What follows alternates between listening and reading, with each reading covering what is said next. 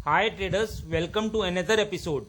Traders, क्या आप इस तरह के प्राइस मूवमेंट को एंटिसिपेट करना सीखना चाहते हैं? यदि हाँ, तो आप लकी हैं, क्योंकि यह वीडियो आपके मार्केट को देखने और ट्रेड करने के तरीके को ही बदल देगा।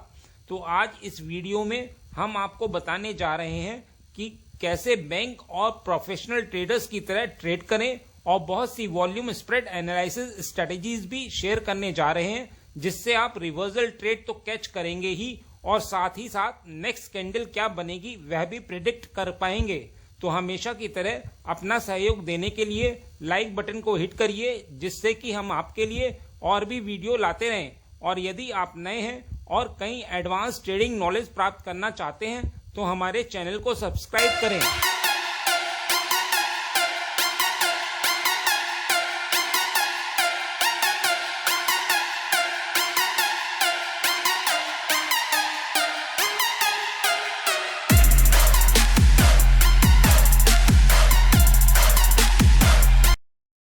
आगे बढ़ने से पहले मैं आपसे पूछूंगा एक क्वेश्चन, जिसका आंसर आप सब लोग करोगे कमेंट सेक्शन में। क्वेश्चन ये है, यदि निफ्टी और बैंक निफ्टी दोनों ने किसी रेजिस्टेंस को एक साथ या थोड़ा बहुत रुककर ब्रेक किया है, तो पहली रेड कैंडल बनने पर आप किस साइड की ट्रेड लेंगे? तो ये हैं आपके ऑप्शंस, ए सेल साइड की या फिर बी बाय साइड की। कमेंट सेक्शन में करिए उत्तर। जो लोग सही आंसर करेंगे, कोशिश करूंगा कि उनके कमेंट को हार्ट दे दूं, ताकि बाकी लोग समझ पाए कि सही उत्तर क्या है। तो ट्रेडर्स, आपको वॉल्यूम स्प्रेड एनालिसिस के बारे में थोड़ी सी जानकारी दे देता हूं, जिससे आपका बेसिक तो क्लियर हो ही जाएगा, और साथ ही आगे जो स्ट्रेटेजी बताऊंगा वह भी अच्छे से समझ आ जाएगी। वॉल्यूम स्प्रेड एनालिसिस प्राइस का उसके कॉरस्पॉन्डिंग वॉल्यूम के रिलेशन में स्टडी है। यह मूल रूप से मार्केट के बिहेवियर और मूवमेंट के पीछे के रीजंस को आइडेंटिफाई करता है। यदि ट्रेडर्स को बियरिश या बुलिश मूवमेंट की आशंका है, तो इसके पीछे कोई रीजन होना चाहिए। Volume spread analysis professional activity या स्मार्ट मनी के मूव को ट्रैक करता है। यहाँ स्मार्ट मनी से मतलब बिग बैंक, हेज फंड्स और लार्ज फाइनेंशियल इंस्टीट्यूशंस हैं, जिनके पास मार्केट को अपनी इच्छा अनुसार मूव करने के लिए हेफ्टी पॉकेट होती हैं। लेकिन वॉल्यूम स्प्रेड एनालिसिस इस तरह की मैनिपुलेटेड ट्रेडिंग का कोई स्कोप नहीं छोड़ता है, क्योंकि प्रोफेशनल एक्टिविटी से प्राइस में तो मैनिपुलेट किया जा सकता है, लेकिन वॉल्यूम में नहीं। इस प्रकार volume spread analysis market psychology और सेंटीमेंट्स को समझने का सबसे अच्छा तरीका है। वीएसए का यूज किसी भी मार्केट जैसे Nifty, bank Nifty, stocks, indices, commodities और फ्यूचर में किया जा सकता है। और हाँ, एक बात और, वीएसए मेथोलॉजी को किसी भी टाइम फ्रेम पर यूज किया जा सकता है। विकॉफ का वॉल्यूम स्प्रेड एनालिसिस मार्केट को एनालाइज करने के बेस्ट तरीकों में से एक है, क्योंकि यह नॉन सब्जेक्टिव है। इसमें स्मार्ट मनी के मैनिपुलेशन की संभावना नहीं है, क्योंकि इस मेथड का उपयोग स्मार्ट मनी की एक्टिविटी का पता लगाने के लिए किया जाता है, और यह मार्केट मूवमेंट्स के पीछे के रीजंस का पता लगाता है। सप्लाई और डिमांड के बीच इम्बैलेंस का कारण भी समझता है। आइए पहले वॉल्यूम स्प्रेड एनालिसिस के कंपोनेंट्स को देखते हैं। स्प्रेड प्राइस के ओपन और क्लोज होने के बीच का अंतर है। वॉल्यूम एक स्पेसिफिक पीरियड के दौरान प्राइस चेंज के ट्रांजैक्शंस की फ्रीक्वेंसी है। बियरिश और बुलिश वॉल्यूम में बियरिश वॉल्यूम को रेड कलर में मार्क किया जाता है, और यह बियरिश एक्टिविटी को दिखाता है, और बुलिश वॉल्यूम को ग्रीन कलर में मार्क किया जाता है, और यह बुलिश एक्टिविटी को दिखाता है। Average high volume current session में वह हाईएस्ट वॉल्यूम है जो एवरेज वॉल्यूम से अधिक है। एवरेज वॉल्यूम वह वॉल्यूम है जो वॉल्यूम इंडिकेटर के मूविंग एवरेज 20 के साथ कोइंसाइड करता है। Ultra high volume current session में सबसे अधिक वॉल्यूम है, यह पिछले पीक वॉल्यूम से ज्यादा है। विकॉफ थ्योरी के आधार पर वीएसए की 4 स्टेजेस होती हैं। First, accumulation. यह तब होता है जब मार्केट में गिरावट के बाद सप्लाई और डिमांड एक दूसरे के बैलेंस में होती है। Second, markup. यह तब होता है जब डिमांड सप्लाई से अधिक हो जाती है, जिससे एक्युमुलेशन प्रोसेस के बाद ऊपर की ओर बुलिश रैली आती है। Third, distribution. यह तब होता है जब एक एग्जॉस्ट हुए मार्कअप मूव के बाद सप्लाई और डिमांड बैलेंस में होते हैं। फोर्थ, मार्कडाउन, यह तब होता है जब सप्लाई डिमांड से अधिक हो जाती है, जिससे डिस्ट्रीब्यूशन फेज के बाद गिरावट आती है। यदि आप वीक ऑफ मेथड के बारे में अधिक जानकारी चाहते हैं तो वीडियो को पूरा देखिए। वीएसए के दो प्रमुख एप्लीकेशंस हैं, एसएडब्ल्यू की ट्रैकिंग मतलब साइन ऑफ वीकनेस और एसओएस की ट्रैकिंग मतलब साइन ऑफ स्ट्रेंथ। एसएडब्ल्यू तब होता है जब अपट्रेंड के बाद डिमांड एग्जॉस्ट हो जाती है, मतलब बायस एग्जॉस्ट हो जाते हैं और सप्लाई बढ़ जाती है, यानी अधिक सेलर आ जाते हैं। सप्लाई और डिमांड के बीच यह इम्बैलेंस मार्केट में गिरावट का कारण बनता है। एसओएस तब होता है जब गिरावट के बाद सप्लाई एग्जॉस्ट हो जाती है, मतलब सेलर्स थक जाते हैं और डिमांड बढ़ जाती है, यानी अधिक बायस आते हैं। सप्लाई और डिमांड के बीच यह इम्बैलेंस मार्केट में वृद्धि का कारण बनता है। आइए अब जानते हैं कैसे साइन ऑफ स्ट्रेंथ में नेक्स्ट कैंडल को प्रिडिक्ट करते हैं। वीएसए के अनुसार एसओएस में जो यह कैंडल्स जिसे आपके साथ शेयर करने जा रहा हूं बनती हैं, उसके बाद बुलिश मूवमेंट ही होता है। Down thrust bullish pin bar या डोजी बार होती है, जिसमें अल्ट्रा हाई वॉल्यूम या अबव एवरेज हाई वॉल्यूम होता है। डाउन थ्रस्ट बार का स्प्रेड बेहद कम होता है, जबकि वॉल्यूम अपेक्षाकृत अधिक होता है। वीएसए के अनुसार यदि स्प्रेड कम है तो वॉल्यूम भी कम होना चाहिए। इस मामले में स्प्रेड और वॉल्यूम के बीच डाइवर्जेंस है, जो दर्शाता है कि सप्लाई की तुलना में डिमांड अधिक है, जिससे निकट भविष्य में प्राइस ऊपर बढ़ेगा। Selling climax high spread bearish candle होती है, जो अपने लो से काफी ऊपर बंद होती है और इसमें नीचे की ओर विक भी होती है, और यह अल्ट्रा हाई या एबव एवरेज हाई वॉल्यूम पर बनी होती है। यह दर्शाता है कि मार्केट जल्द ही बढ़ेगा, क्योंकि सप्लाई की तुलना में डिमांड अधिक है।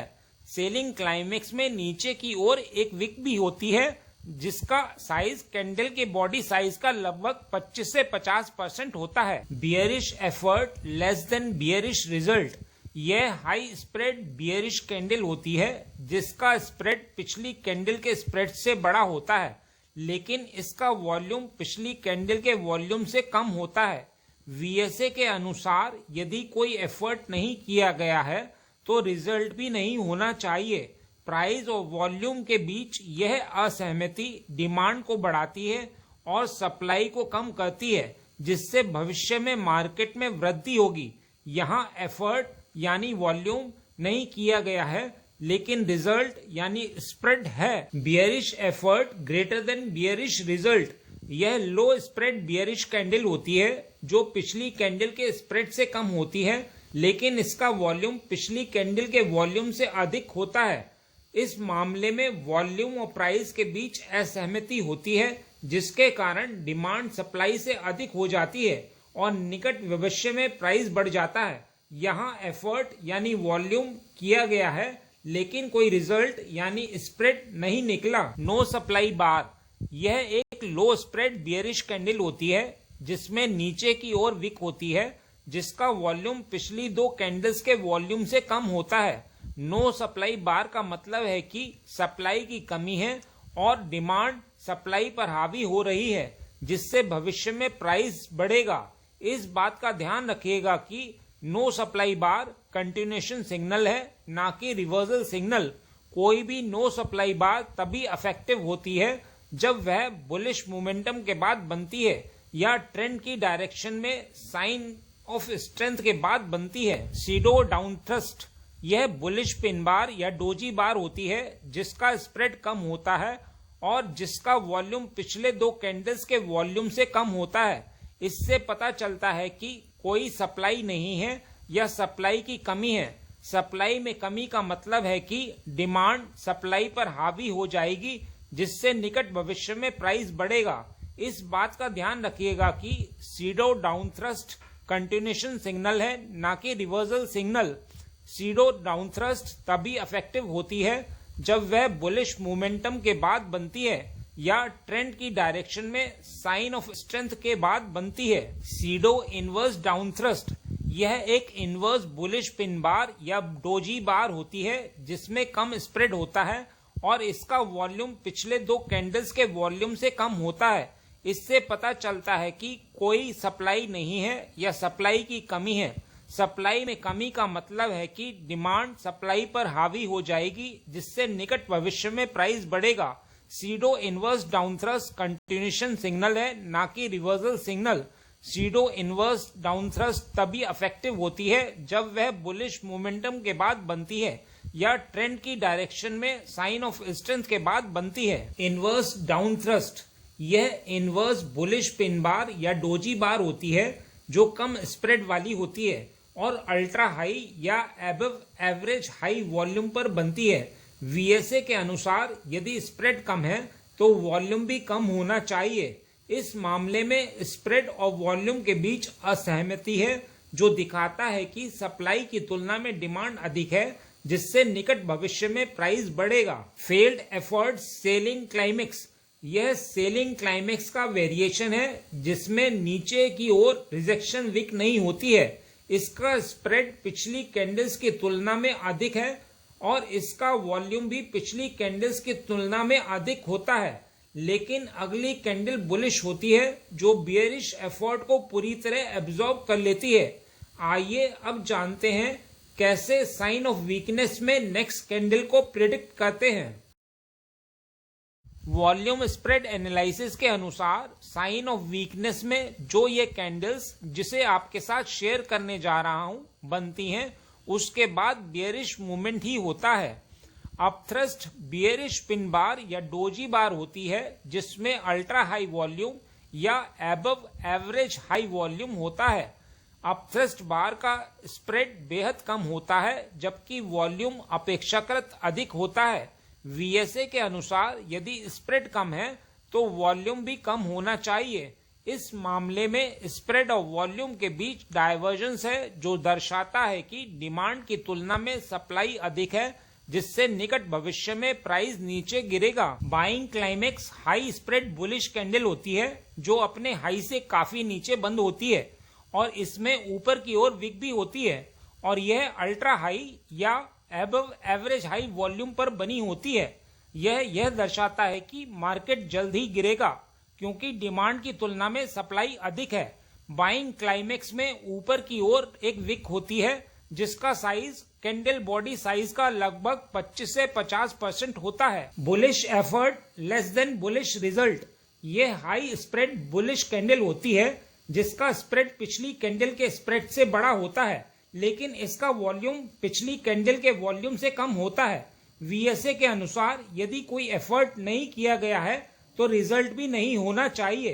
प्राइस और वॉल्यूम के बीच यह असहमति सप्लाई को बढ़ाती है और डिमांड को कम करती है जिससे भविष्य में मार्केट में गिरावट आती है। यहाँ एफर्ट यानी वॉल्यूम नहीं किया गया है लेकिन रिजल्ट यानी स्प्रेड है। Bullish effort greater than bullish result यह लो स्प्रेड बुलिश कैंडल होती है जो पिछली कैंडल के स्प्रेड से कम होती है लेकिन इसका वॉल्यूम पिछली कैंडल के वॉल्यूम से अधिक होता है।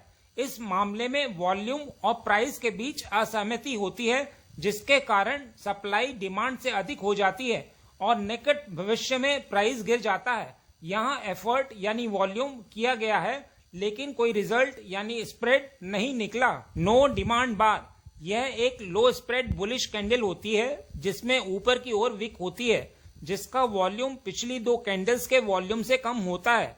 नो डिमांड बार का मतलब है कि डिमांड की कमी है और सप्लाई डिमांड पर हावी हो रही है जिससे भविष्य में प्राइस गिरेगा। इस बात का ध्यान रखिएगा कि नो डिमांड बार कंटिन्यूएशन सिग्नल है ना कि रिवर्सल सिग्नल। नो डिमांड बार तभी इफेक्टिव होती है जब वह बियरिश मोमेंटम के बाद बनती है या ट्रेंड की डायरेक्शन में साइन ऑफ वीकनेस के बाद बनती है। सीडो अपथ्रस्ट यह बियरिश पिन बार या डोजी बार होती है जिसका स्प्रेड कम होता है और जिसका वॉल्यूम पिछले दो कैंडल्स के वॉल्यूम से कम होता है। इससे पता चलता है कि कोई डिमांड नहीं है या डिमांड की कमी है। डिमांड में कमी का मतलब है कि सप्लाई डिमांड पर हावी हो जाएगी जिससे निकट भविष्य में प्राइस गिरेगा। इस बात का ध्यान रखिएगा कि सीडो अपथ्रस्ट कंटिन्यूएशन सिग्नल है ना कि रिवर्सल सिग्नल। सीडो अपथ्रस्ट तभी इफेक्टिव होती है जब वह बियरिश मोमेंटम के बाद बनती है या ट्रेंड की डायरेक्शन में साइन ऑफ वीकनेस के बाद बनती है। सीडो इनवर्स अपथ्रस्ट यह एक इनवर्स बियरिश पिन बार या डोजी बार होती है जिसमें कम स्प्रेड होता है और इसका वॉल्यूम पिछले दो कैंडल्स के वॉल्यूम से कम होता है। इससे पता चलता है कि कोई डिमांड नहीं है या डिमांड की कमी है। डिमांड में कमी का मतलब है कि सप्लाई डिमांड पर हावी हो जाएगी जिससे निकट भविष्य में प्राइस गिरेगा। Pseudo inverse upthrust continuation signal है ना कि reversal signal. Pseudo inverse upthrust तभी इफेक्टिव होती है जब वह बियरिश मोमेंटम के बाद बनती है या ट्रेंड की डायरेक्शन में साइन ऑफ वीकनेस के बाद बनती है। इनवर्स अपथ्रस्ट यह इनवर्स बियरिश पिन बार या डोजी बार होती है जो कम स्प्रेड वाली होती है और अल्ट्रा हाई या अबव एवरेज हाई वॉल्यूम पर बनती है।